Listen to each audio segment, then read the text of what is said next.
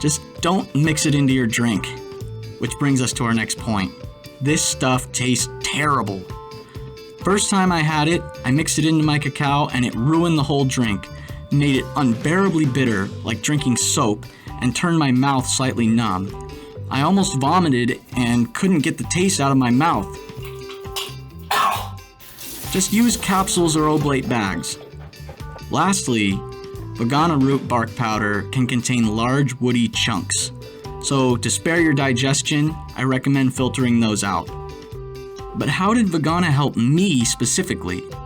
In 2021, I decided to wean off kratom after taking 20 grams per day for nearly 2 years.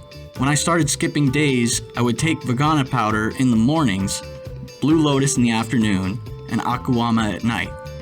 It all helped stave off debilitating anxiety and depression while I was withdrawing. So what's the main addiction you're running from? Mine was alcohol. In a previous video, I shared my full story, but I started drinking heavily as a teenager and finally started taking sobriety seriously in August of 2019. Not long after that, I discovered kratom, which helped me get through the next couple of years, but I wanted to prove I could stop taking kratom. So, with the help of milder substances, I did just that. You could do the same using the same path to recovery I did, from alcohol to kratom to Voacanga, Akuama, and Blue Lotus, to freedom, from heaviest addiction to lightest.